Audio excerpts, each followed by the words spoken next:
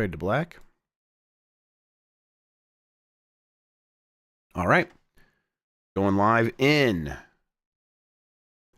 5, 4, 3. The gummy bear.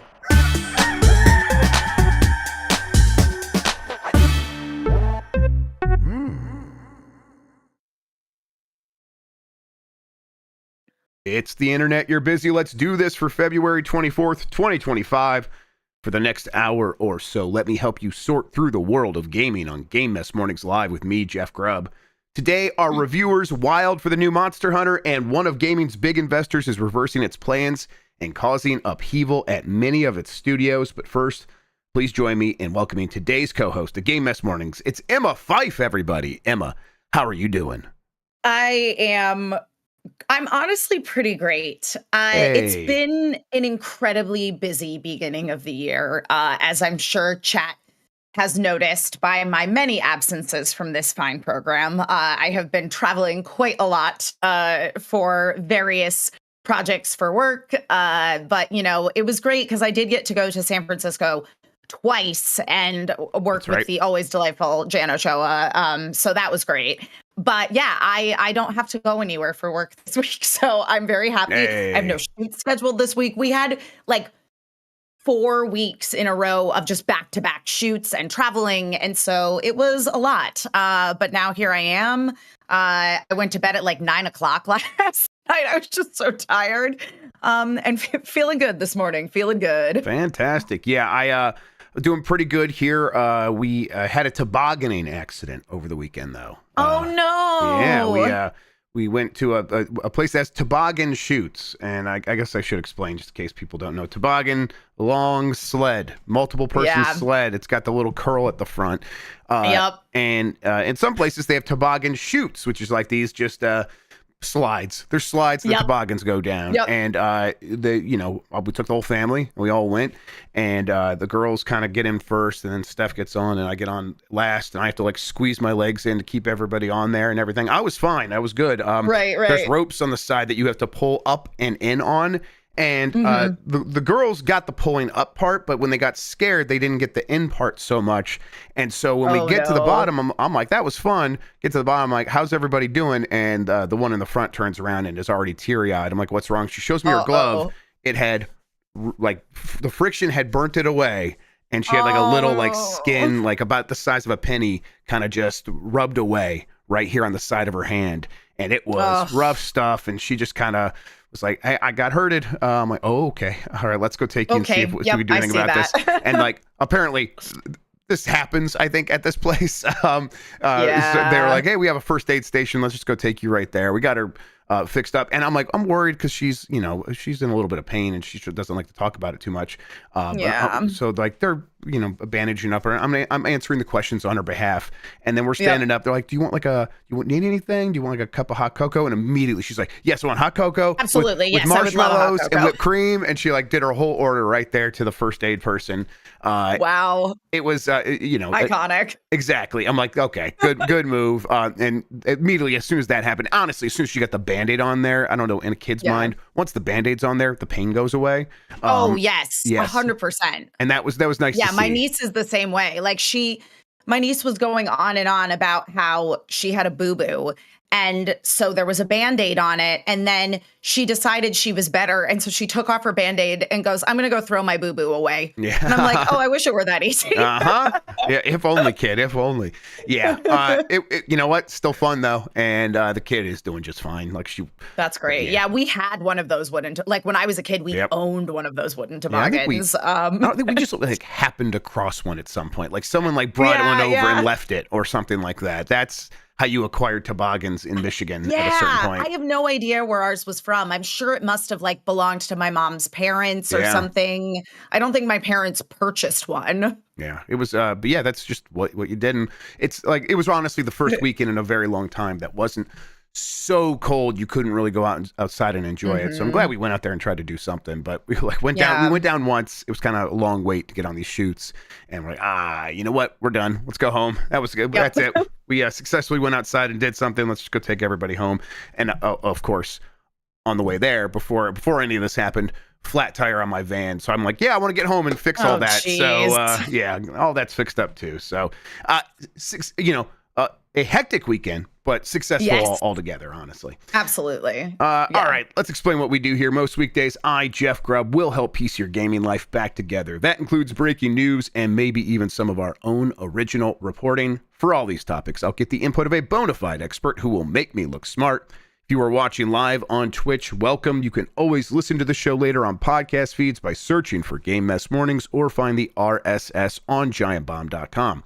You can also catch the show later with chapters and timestamps on YouTube. Hello, YouTube. All right, we have a lot to get into, so let's start the morning mess with Monster Hunter Wilds reviews. I got this info from OpenCritic, 89 on OpenCritic right now, doing pretty well. Matt Wells from Eurogamer gave it a 4 out of 5 and said, the most exhilarating and refined Monster Hunter yet, even if its attempts to balance the old and new don't always quite coalesce in its ongoing quest to please all audiences. Lincoln Carpenter from PC Gamer gave it an 85 out of 100 and said, best-in-class monster combat makes up for a wilderness that's a touch too streamlined. Eric Schweitzer from The Gamer gave it 4.5 stars and says, it's a streamlined Monster Hunter that goes to great lengths to avoid all of the fiddly and often confusing systems the series is known for. That's a noble goal and one that I ultimately found to be refreshing, but in its simplification, it naturally sacrifices some interesting complexity. Richard Wakeling at GameSpot gave it an 8 out of 10 and says it has issues, but Monster Hunter Wilds iterates on a winning formula with another captivating collection of monsters to slay. Emma, I think we can kind of see the common thread through a lot of those. Yep. Great game, a lot of fun to play. Great game, fun to play. And then maybe a bit too streamlined for people who got used to this franchise in the first place. And I believe all of that. Yeah, I do too. I was curious about the Metacritic score.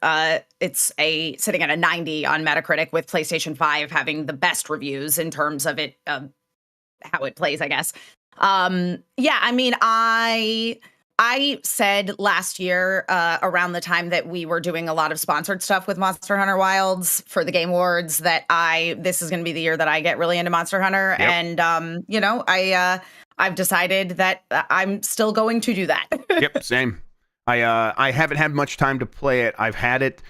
Honestly, haven't really touched it at all. I was going to stream it to my Steam Deck last night, and it just would not agree with that. It was giving me all kinds of problems of like, oh, are you trying to close the game? I'm like, no, I'm trying to start the game. What are you talking about? Mm-hmm. And I just did not have the energy to get up and go over the PC and sit down and actually have like a long gaming session. So I'm like, well, I guess I'll just start playing this tomorrow.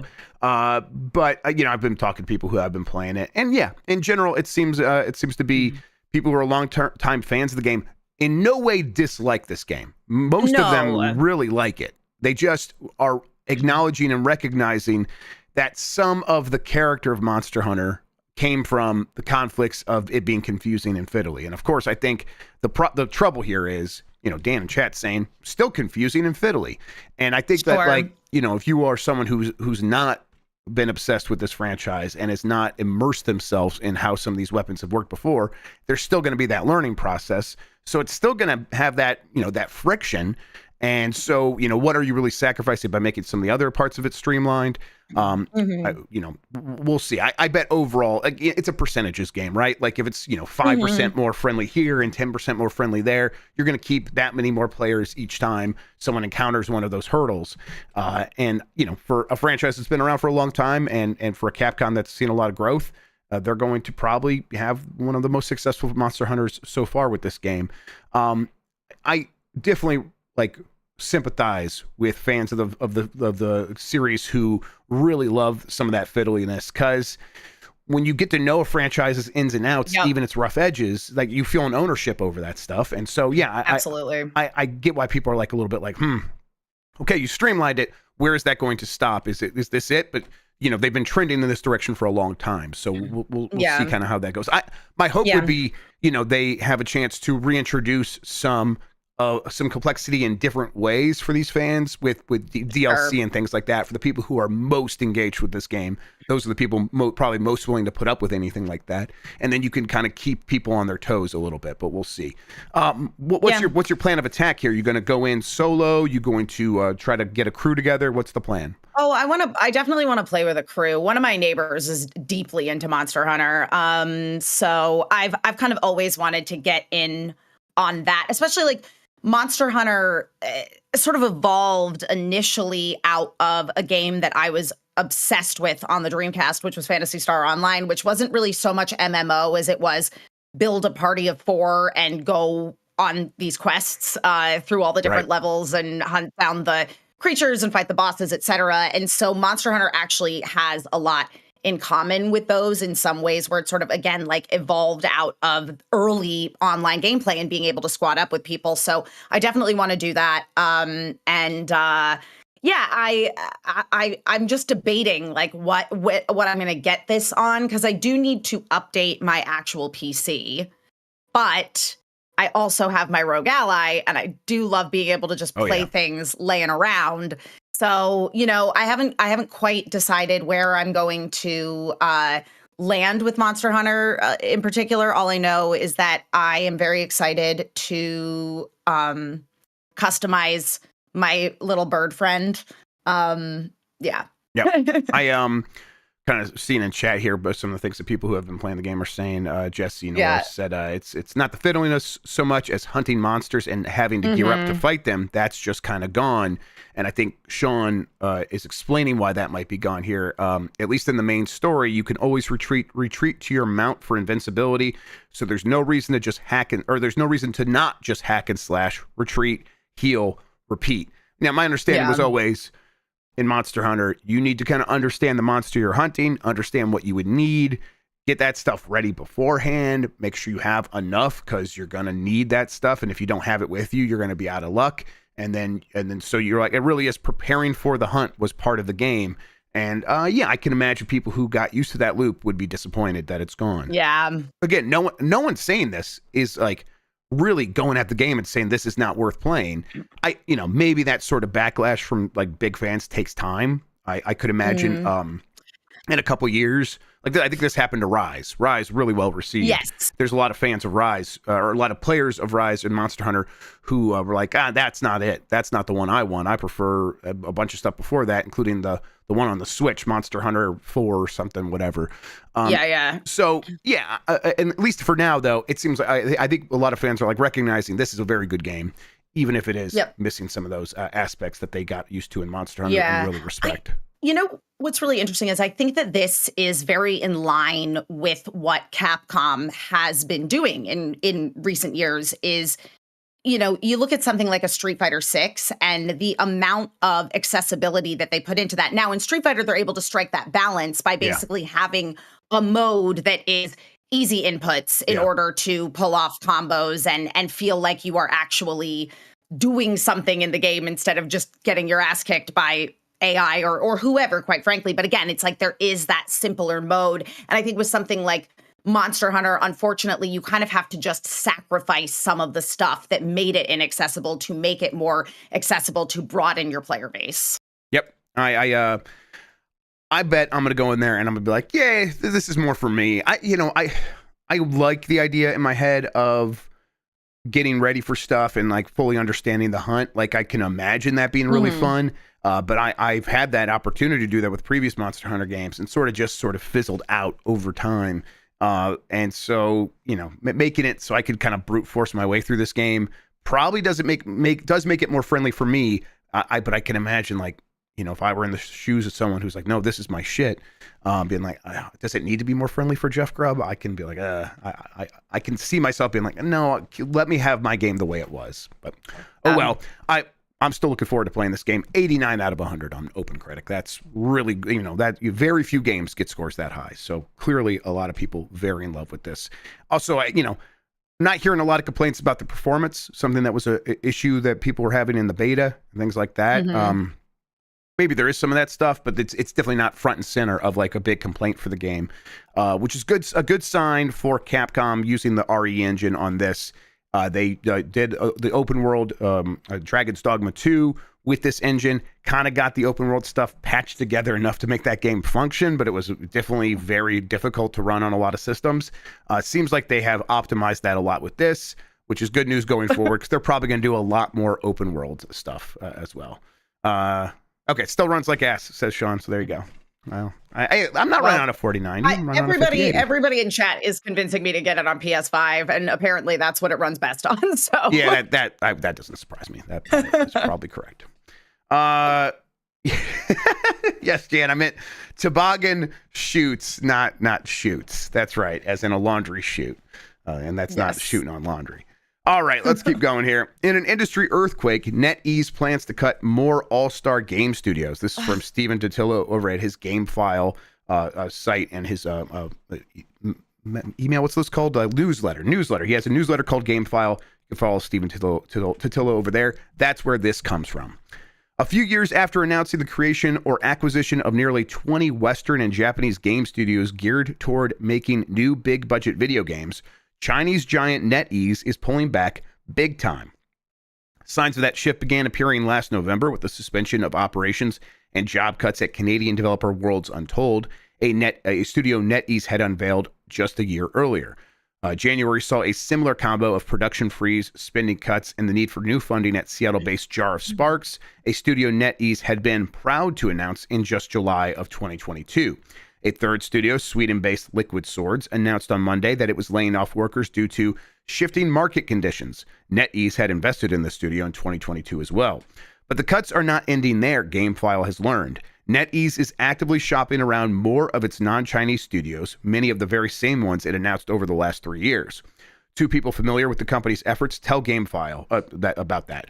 Neither individual was authorized to speak about NetEase plans publicly, so they don't have their names published here. One of GameFile's sources say NetEase plans to divest itself of the majority of its overseas teams, leading to the potential closure of more than a dozen game studios if they can't secure new post-NetEase funding.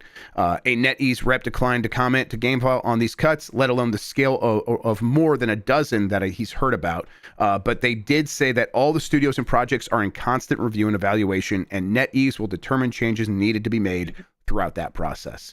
Yeah, this is I remember like on this show over the last couple of years, we have talked about, hey, NetEase is either starting a new studio or acquiring a studio, or they are poaching talent from Capcom and Sega. These Japanese all-star producers and directors that have made a lot of successful games are now going to NetEase, getting a lot of money to start up their own teams.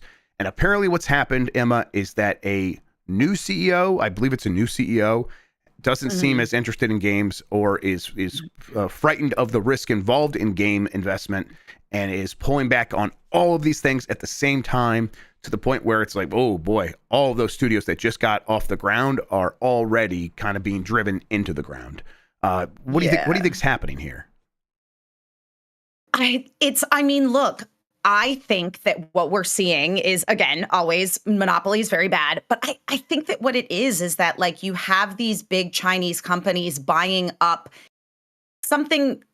And like, let's look very specifically at the example of like Marvel Rivals, because, you know, obviously that has been an incredibly successful game. It has netted NetEase like $2.9 billion in revenue in terms of gaming revenue and also, you know, paying for services.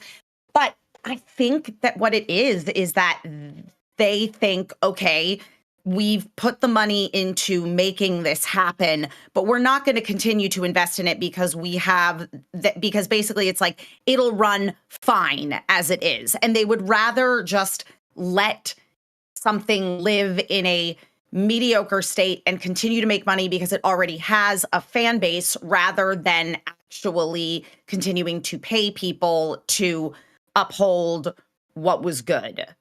Yes. It's completely a money-making game. It's a numbers game. You know, they're like, okay, great. Well, we paid the people to do the thing, and now we're going to just let a handful of people and AI continue to run this. Yeah, it's the kind of thing where that they've talked about apparently letting some of these teams continue on even, but even in those cases, there's some caveats, or at least in most of those cases, there's some caveats. Yeah. Negoshi's team, Negoshi being the person that was formerly in charge of Yakuza over at Sega. Had tons of games under his belt, went over to NetEase, has a studio there. Apparently that game that they're working on there is going to be like enabled to be finished. They're going to be given the funds to finish that game, but they said that they would not market it. So it's just going to release and that's it. Unless, say, they were to get a partnership with a big company that does co-marketing deals like a Microsoft or a Sony PlayStation, something like that. But NetEase themselves has a ton of money, but not planning to market that. Other studios, Rebel Wolves, Rebel Wolves, I think is like former Cyberpunk people, if I remember correctly. They're probably, I bet they're in a similar situation where they're not going to get laid off, and they're going to have funding to finish the game. But can they count on NetEase to be there to help get that game to a successful place in the industry? Right. Probably not. Yeah. I feel like, again, it's like these people are being given money to make something as part of NetEase, basically. And they're screwing over their Japanese studios as well, as you mentioned. It's not just like the US, Canada-based studios. So what's happening is, they're making these games and empowering them to get these games done, but then not getting any sort of support, be that from a marketing point of view or whatever the case may be. So it's, it's tough to pin. They just suck. It's tough to pin down to. I think people in chat are like trying to figure out, is this NetEase being afraid to invest in the United States? And that might be part of it, but clearly it's not just the United States. Part of it. Not just the United States, because there's Japanese studios here as well. Yeah. The motivations for them doing this in the first place were very clear at the time. There was a huge growth spurt in China for gaming that was sustained and lasted for a very long time. And then the government got kind of weird with regulation and was like, hey, we're only going to approve certain games. And a lot of times NetEase would do this thing where they would bring in games from other countries. So they were kind of overseeing these imports. And those are the games specifically that were having trouble of getting approval from the Chinese government. And that was a process that was taking a very long time. And then suddenly, like, there was regulation announced that no new games would be allowed, or children would only be allowed to play games for 2 hours a week, things like that. Stuff that scared off a lot of investors in those companies. And so those companies like, let's diversify, let's look at the global gaming industry so we could be a little bit protected from the volatility of our own market, which is a massive and important market, and it's our bread and butter. So I just wonder if maybe they're looking at like, oh, we can go home now because maybe things have changed back in China and the regulation has calmed down. I've not paid attention recently, but we haven't heard anything. Like nothing's like come across my desk of like, oh, things are still weird in China. So maybe things have settled down. And as soon as that opportunity like has reappeared, they're like, screw all this other stuff. We're going back home. I don't know if that's the case, but I wouldn't be surprised if that's a part of it, what is happening here for NetEase. Overall, though, I think this just speaks to video games continue to be a tough bet for a lot of these people that want to make big, huge home runs every time they spend any money. And they're feeling less confident in the market right now. Although, boy, how can you feel that way? It being the company that just released Marvel Rivals. Marvel Rivals, like that was the thing that absolutely just it drives me crazy. Like broke my brain. Yeah. I mean, I would be feeling high on the hog right now if I were them. And they are acting the exact opposite. So do they have information we don't? Who knows? Could just be completely irrational. Yeah. Marvel Rivals has every single Overwatch player playing it. You know what they got that entire audience. Yep. All right, let's keep going here. Former Nintendo employee predicts June Switch 2 release, says retailers know nothing as of now. This is from Andy Robinson at VGC. A former member of the Nintendo of America sales team has predicted a June release date for Nintendo Switch 2 and claimed that retailers currently know nothing about Nintendo's launch plans for their console. Sean previously worked in sales and retail department at Nintendo's U.S. arm and recently appeared with his former colleagues on the Kit and Krista podcast to share insight into the company's sales strategy. According to the former employee, Nintendo will definitely share plans to release Switch 2 before the end of summer, during its upcoming Switch 2 Direct in April. They're going to want the system to be out before the end of summer. I would say at the start of the summer, at the end of the school year, so you can have kids talking about what they're excited for with one another, he said. I think we'll see a June launch. I'm thinking maybe mid-June or a little bit later than that, but definitely before the end of summer. That's the thing. That thing is coming out, and that's before the end of summer. There are good strategic reasons why that would be part of the consideration. Basically saying that you just want to get that thing out right now, because if you get it out as soon as possible, you have that first rush to get all the consoles. You can measure the demand. A lot of the early adopters will show up right there in that first batch, and then you can reload and have another batch ready to go for the holidays, and maybe you maybe even have another game ready to go at that same time. Something along that, like, the 3D Mario that we haven't heard about yet, or something along those lines. So I think this person's just saying, strategically, this is the way Nintendo thinks. This is what they would want to do.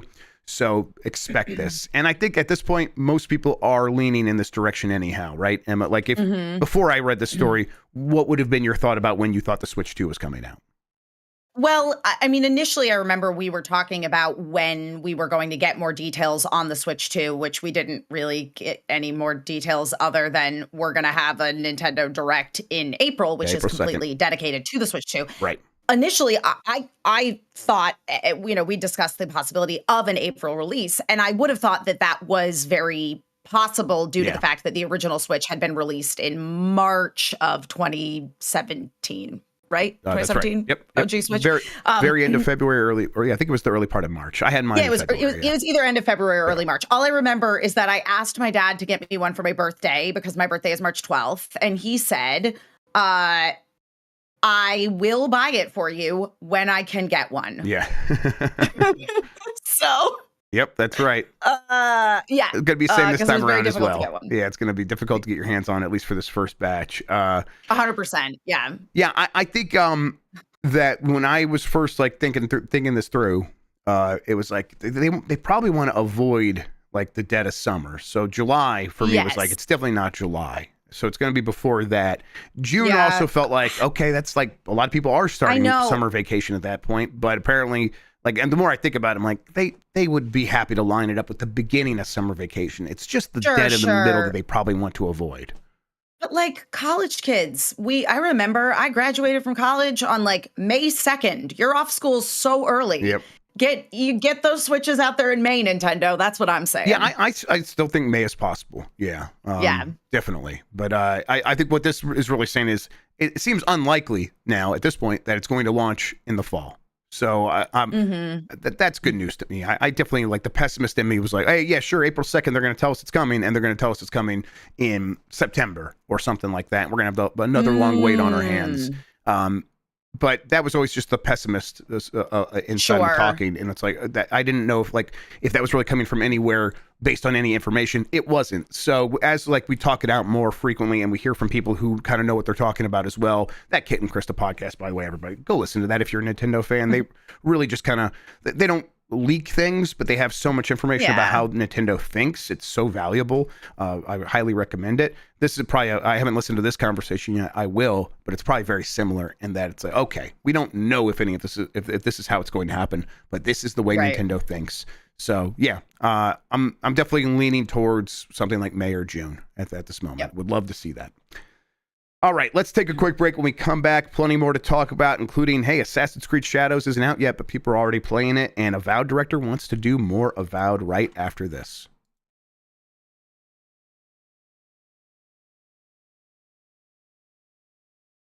All right, let's get right back into it. Assassin's Creed Shadows is already being leaked and streamed online a month before release. This is from Chris Scullion at VGC. Copies of Assassin's Creed Shadows are already being streamed and leaked online a month before the game's even out. Physical copies of Ubisoft's game appear to be out in the wild in the US, despite its official release date not being until March 20th. Remember, the game was actually supposed to be out right now, right? It was originally had a February release date. So, well, I totally believe that the reason they changed the release date doesn't have anything to do with the game not being done and has everything to do with Monster Hunter Wilds. Definitely begins to feel that way a little bit. Yes. That said, I'm sure there are still updates that will come to this game because, of course, there are going to be updates coming, for the first several months of a game like this. they moved it because they wanted to get out of February, away from Monster Hunter, away from a bunch of games, the Avowed and a bunch of other stuff. So those physical copies, they did not put a hold on that. Those showed up to a lot of stores apparently, and a lot of people are getting their hands on it. This is how it goes. I don't know. Does anyone care if they get spoiled on Assassin's Creed Shadows? Like, hey, be careful out there. They might spoil the story of Shadows. I don't know. Yeah. Look, I poor Ubisoft just, I don't even, at this point, I think Ubisoft is 3 PCs in a trench coat. I don't even think they're a real company. But no, they just can't win. They just can't. No. And I do think that Shadows seems kind of interesting. And yeah, I think, Gen 1 came in chat. Yeah, I understand the sentiment of like, I don't want the story spoiled if it's good. But like, we've done Assassin's Creed a lot. Yes. And this one, at least, there is the 2 characters. The woman character is a ninja. The male character is a samurai. So the gameplay is pretty different between the 2 characters, which is cool. And there is strategy to like switching between the 2 different, sort of play styles throughout. And it definitely does seem like there's a lot of potential with this game. And I really do wish them the best. I think that they are they're putting out a good game. Looks like a good game. But the thing is that like Ubisoft as a company, can they recover from their own reputation? Yeah, it's so funny too, because Ubisoft's the one you always hear the story about. Like the development team came up with a pitch and they love it, and it's like it's this historical game and it stars a woman, and Ubisoft goes, wait, what was that last part? Wait, don't do that. We're so scared of having a game with a woman. And so they finally they do the thing that they always do, which is like, we'll give players a choice. They can play as the boy, they can play as the girl. Like, hey, what are you gonna don't worry, there's something here for everybody. And then they're doing that again here. And but they made it unfortunately made it a black man and a Japanese woman. And so a bunch of freakazoids on the internet still freaked out, because it's like, you can't try to. This is Ubisoft's problem at the end of the day. They tried to placate people, and here you are. Here's what you get for trying to placate the worst people in the world. But people wondering, hey, is this game any good? I don't know how much stock you could put into the opinion of people playing the game early. A lot of that's going to be like buzz and excitement of, oh my God, I'm playing this thing early and people are coming to me for my opinion. Although you can always point out the fact that if they were to be incendiary and say that they hated the game, that would probably get them a lot more attention. They are actually saying that they're enjoying it for the most part. Most of these people playing the game early, I think there's one specific one on Reddit that's like, yeah, no, this is a pretty good game. I'm enjoying it. Yeah. So take that for what it's worth. Yeah. I mean, and again, it's like, I feel like I remember when I played the Valhalla preview back in 2021, 2020, whenever that was, remember thinking like, oh, this is fun. Yeah. And I think that this game, once again, we're getting into the territory of, yes, it is fun. It is definitely different. But it is an Assassin's Creed.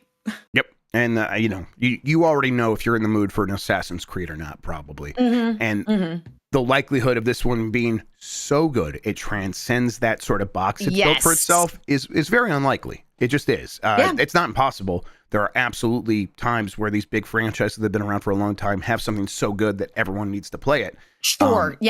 We'll see if this one's that. But at the very least, I'm in the mood for an Assassin's Creed. Totally. So and I'm ready for this one. Yeah, as you say, if you're in the mood for an Assassin's Creed, I think this is going to be a really good one. Yep. All right, let's keep going here. Avowed director says, I'd love to see us do more with it. This is from Jonas Mackey at Game Reactor. Few developers are as consistent as Obsidian Entertainment, and the recently released Avowed disappointed very few and was rewarded with both good ratings and seemingly good sales. But what happens next? Will there be some DLC, a sequel, or will it just be a single game? Fortunately, it seems we can look forward to more of this, because when creative director Carrie Patel was recently interviewed by Bloomberg, she made no secret of the fact that she wants to expand upon this game. Now that we've built this wonderful world and also built this team's strength and muscle memory around the content and gameplay in this world, I'd love to see us do more with it. And with that said, we could start speculating on exactly what this means. But here for the BM, and then blah blah blah. They're like, hey, let's start guessing. Hey, I think Avowed is well positioned to get an Avowed 2 that really builds on it in the way that everyone wants. When I played this game, and I'm still playing it a lot of ways, but I'm playing a lot of stuff right now. It's getting frustrating. There's so many things I want to play. As I was playing this game, it felt like, boy, this is a game that feels like it was in development for a long time. Probably had some rocky patches, and the reporting is it got rebooted twice. So, and you feel this when you're playing the game. And then they found some stuff that just really worked, and they kept all that stuff, made it as good as possible, and threw away everything else. Anything that wasn't working, they just got rid of. And that led to a very solid and very fun video game.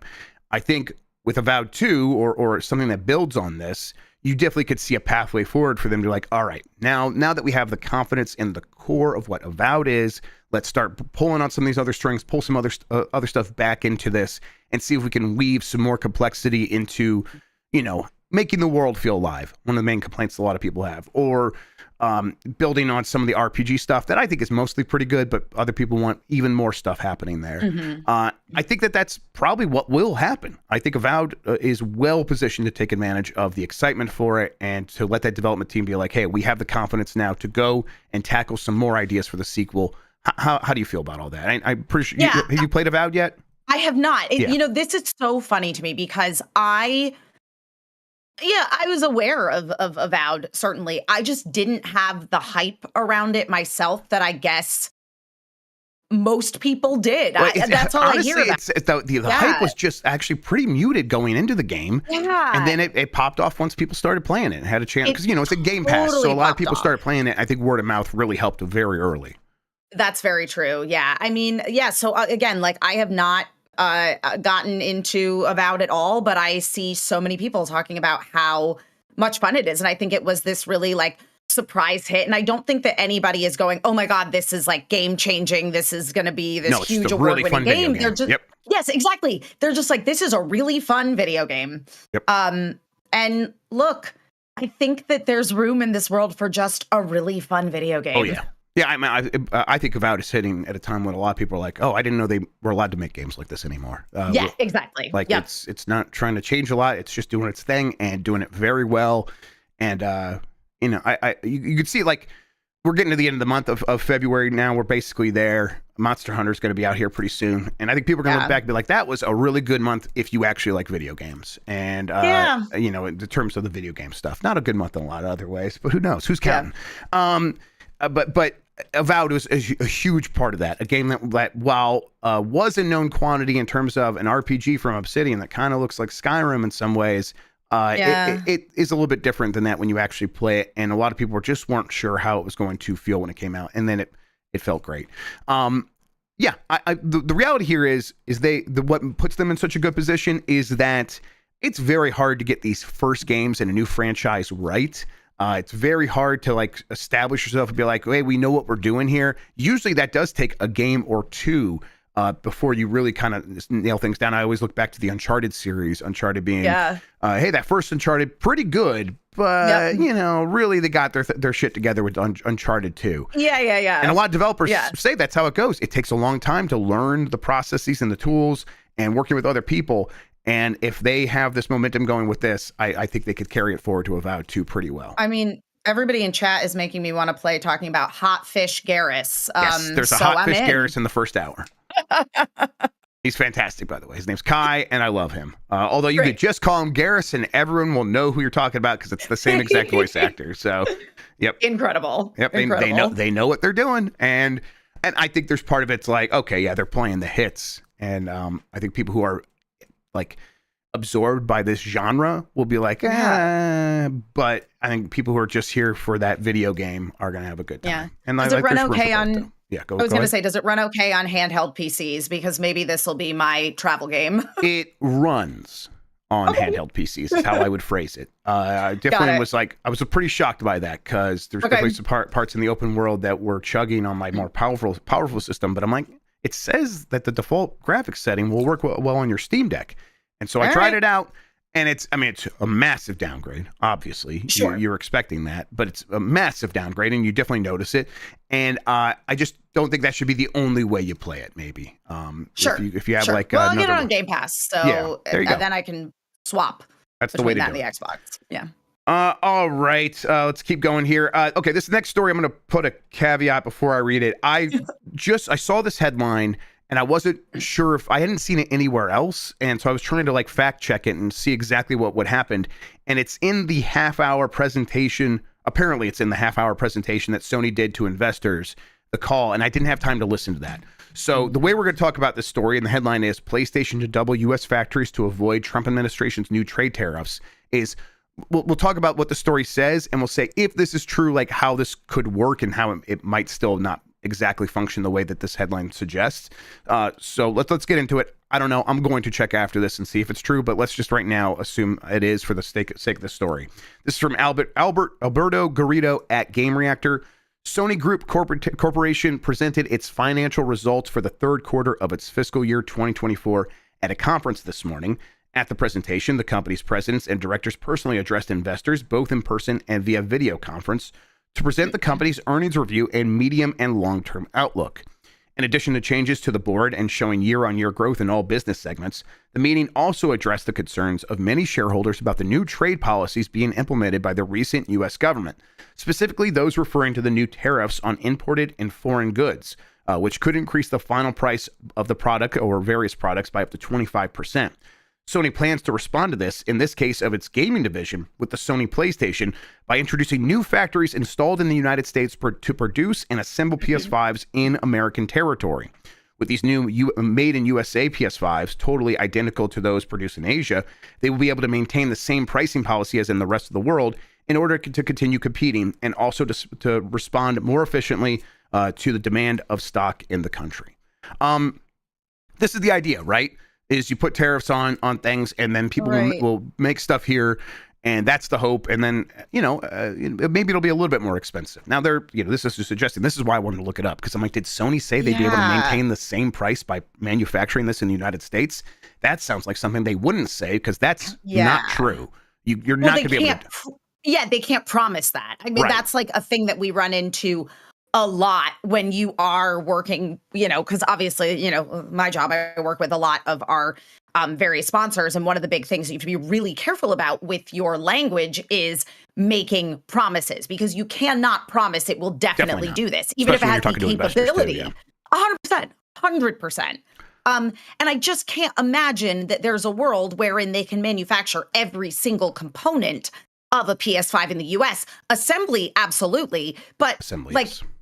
But Japan has got to be importing parts, Right, yeah. Let's kind of break it down here.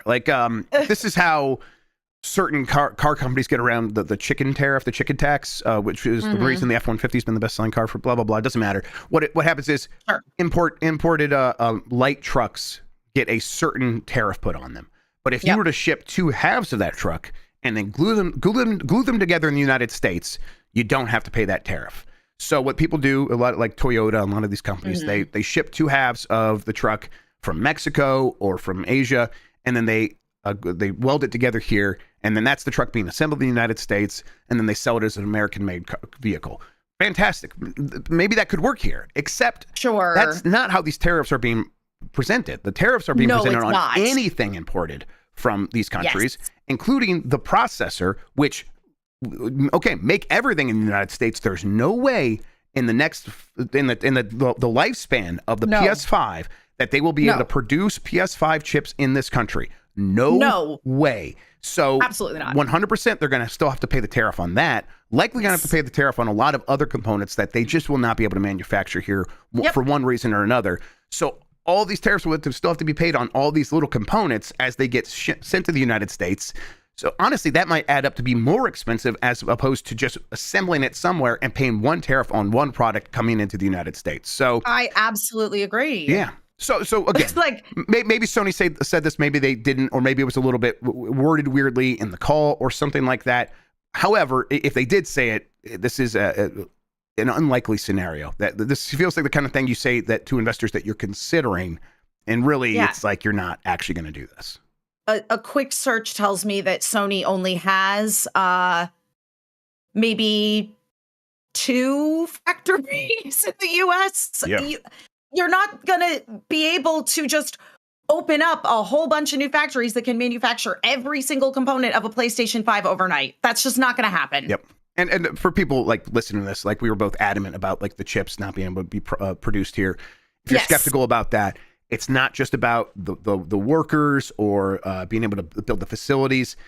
Building these kinds of chips are seriously skill intensive. The people that can do this are in one country right now. They're in Taiwan. And we are trying, like we spent $500 billion or something that the Biden chip law, the CHIP Act or whatever it was, specifically to address this. But that is going to be a long-term process. In even then, the chips that they are talking about there, they're going in missiles. Those are the ones that are going to go into missiles and a bunch of other weapons. They're not going to start making PS5s for you. And again, they're not going to do that. It's just going to take so long to get there because it's going to take a long time to educate and get people in this country who can even do this in the first place. So, yeah, it's a weird situation. It speaks to the volatility, the uncertainty, and these companies looking for any way to be like, yeah, we're going to be able to keep these prices down. And if things go the way that they seem that they're going with tariffs, they're just not going to be able to do that. They're not going to be able to avoid it unless they get exceptions directly from the president by paying them off, because that's the way the whole system's going to work now. All right. Last couple of stories here. Microsoft CEO says Xbox will have a catalog of games using generative AI. This is from Andy Robinson at VGC. Yeah, I saw this. Yeah, this is like an addendum to, we talked about Muse last week. This is their new ideation AI that helps them think of ideas. And then they also said they have a tool to maybe bring back a lot of older games using AI. And then the defense at the moment was, Microsoft's just saying we're just going to use this for ideas. And then of course Satya Nadella goes out and says we're going to have a catalog of games using generative AI. So they're not limiting themselves. And of course we knew they weren't, right? We knew that they're going to use this in any way they can to make money. Yes. I continue to be skeptical if people will be able to produce stuff that's worth playing using these tools. I want to say that I feel like there was some conversation around this on Steam with people basically making generative AI games and listing them and, being able to like make money, but there was like quality assurance. And I think Steam forces people to put a label if it's made with generative AI. I think that's what it is. Because they stopped NFT games on Steam. Right. And then they weren't quite as rigid with generative AI games. Yeah. But yeah, I mean, look, I think that within game development, there is a use for generative AI to, I mean, it's the same thing. The way I view it is, let's say you are creating a character in a video game that has a character creation system, and you basically like roll the dice to get a random character that just gives you a starting point. And that is a good use of generative AI. It's being able to quickly make something that you can then be a human being and work off of, rather than having to start from absolute ground one. Right. And like seeing your ideas, like saying an idea to a computer, the computer like translates that idea into something, and you're like, oh, now that I see my idea fleshed out, here's what I don't like about it. Here's what I do like about it. Let's keep reiterating. I see the value in this. I think you hand AI tools to Leonardo da Vinci and Michelangelo, they're going to do amazing stuff with it. I get that. It's just, that's not the way that these executives are thinking about it. They might say that's the way they're thinking about it, but it's clearly not what they're actually trying to get out of this. So if the Catholic Church could have avoided paying these artists to paint the Sistine Chapel or whatever else they commission them to do, they would have cut them out. And that's what the executives are actually excited about, not having to pay Michelangelo. All right. And then Spider-Man voice actor seems to tease playable Peter in third game, the third Spider-Man movie. This is from George Yang at GameSpot. Short version of this is, I guess if you play all the way through Spider-Man 2, I vaguely remember this. Maybe there's some suggestion that there could be a new character. And so people therefore went, and that character will replace Spider-Man and Peter Parker. No, that's not going to happen. Yuri Lowenthal, who plays Spider-Man in the Spider-Man game, said, the one thing I could talk about with Spider-Man 3 is that Peter Parker will be in it. I will be playing him, and he'll be a playable character. So I guess not huge news, but if anyone was worried that Spider-Man would not be in Spider-Man 3, maybe you don't have to worry so much anymore. Listen, there's a lot of Spider-Men out there. That's true. Too many, some say. Yeah, but we got to do something. You know what? Do something about these Spider-Men. Get me pictures of them, and then do something about them. That game's probably still pretty far away, right? They're making Wolverine next, and maybe Venom sneaks his way in there somewhere. I mean, they made that Venom playable character in the last one, and that game was part of the leaks, part of the hack. So yeah. Maybe this is controversial. I only want Venom if it is canonical with the Tom Hardy Venom films, because boy, oh boy, they know how to have fun. Yep. They remembered that superhero movies should be fun and goofy. Yep, that's what we need, and I hope that's exactly what we get. All right, that does it for the headlines. I have a poll question from Friday. Let's take a look here. Oh, let me refresh because we just got it posted. All right, there it is. Did you ever watch Samurai Pizza Cats, which is apparently getting a video game? 73% said no, 27% said yes. So, hey, a quarter of you get to get really excited for that new Samurai Pizza Cats game. I've never seen it either. Samurai Pizza Cats? Oh, it's great. Yeah, never saw it. I think it just missed me. I don't even know what channel I would have watched it on or anything like that. But yeah, it's they're making a video game based on it, so there you go. The whole world is about to learn about Samurai Pizza Cats. Okay, we have a new poll question. We'll get to that here in a second. Before we do that, though, Emma Fyffe, why don't you tell people what you have going on, where they can find you on the internet, and all that good stuff? Yeah, totally. So, what do I have going on this week? Hopefully not much. It's been a wild time. I've been working a lot. Well, I mean, obviously this is my job too, but yeah, anyway, you can find me on Blue Sky. That's the only social media I'm currently actively using, though I did re-download Instagram, but I'm not really looking at it. If you missed it last week, we did a very fun, spoiler chat and movie fight stream around Captain America Brave New World, which was fine. The stream was really fun, though, and it was nice to reunite with some of my old Screen Junkies homies and talk about that. So that's on the Fandom Entertainment YouTube channel. As Jan says, we filmed it on our new cameras. We got new Sony FX6s, which I believe are partially assembled at those American factories. So, And then, that's what's going on with me. Other than that, I'll just be playing the Hades 2 update quietly on my own at home. You like went to town on Hades 2 when it first came out, right? Now the update, you're into it. Yeah, huh? I'm like basically out of things to do in Hades 2. Every time there's a new update, I do all of it really fast, and then I'm like, well, I guess I just gotta wait for the next one. Can you? I'm. Do me a favor and make just a small little stance in favor of playing early access games, because I love this, and I think too many people are immediately dismissive. I'm not saying you have to do it, but just share the joy with people a little bit. Okay, so playing a game in early access, what is so much fun about it is that you're basically getting it's like an insider process into the game development cycle. And what you're basically being presented with is a game that is in progress, being developed, and there's all kinds of things that I got to experience because I've played the early access version that will not be in the full version. Now, some of it is bad from and on purpose, or not fully done because they are incomplete because they are waiting for that user feedback. And it's really cool to see how a game changes as it goes on, and especially with something like Hades, where one of the things that's so strong about it is the writing, is there's all kinds of dialogue and stuff that I got to see that's in early access. It's not going to be in the full game because the game's going to be done. Again, it's like just getting to see how a community is able to help shape a finished game is such a treat. Yep, that's definitely my experience with stuff like Dead Cells and things like that, PUBG. Just really enjoyed seeing games change over time and having these memories of a time and place inside of a game that doesn't exist anymore, or only exists in some side fork that they've preserved off to the side, which is what they do with Dead Cells. But kind of like growing in appreciation in conjunction with the game's growth, being like, I am loving this thing, and the thing I'm loving about it is changing or growing or getting better, and I just love that feeling. But Yep. It's hard to sell people on it.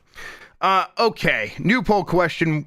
Let's do this one again. When do you expect the Switch 2 to launch? Here are your options this time: April, May, June, July, or later.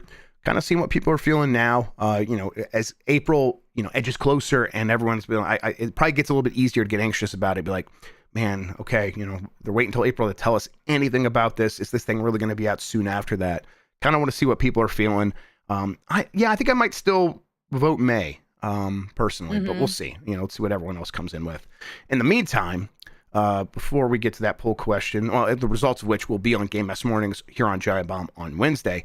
Speaking of Giant Bomb, later today, we don't know if we're going to have anything. I got to take kiddo to some therapy later, so I won't be around. Tomorrow we'll have the Bombcast. Wednesday, the return of Blight Club with Blues Brothers 2000. I'm going to finish it this time, I think. Probably not. I've done one world per... Actually, that's not even true. So there's 4 stages in this game, Emma. And it was supposed to be a lightning round game. It's supposed to be really short. The first time I did one stage, it started the second one. The second episode was all just finishing that second stage. So it's been rough. It's going to be a long time. I want to start putting a timer on the screen, because I just think it's a really funny visual to see my number of how long I've been playing Blight Club games just keep ballooning and ballooning compared to the rather svelte times of Dan and Mike, things like that. But yeah, we'll be back with that on Wednesday. Plenty more happening on Giant Bomb this week. For now, though, Emma Fyffe, thank you so much for hanging out with me and talking about video games. I really appreciate it. Thanks for having me. Anytime. And thank you all for watching and listening. You're the best audience in gaming. Until next time, have a good one. Take care of yourself, and goodbye.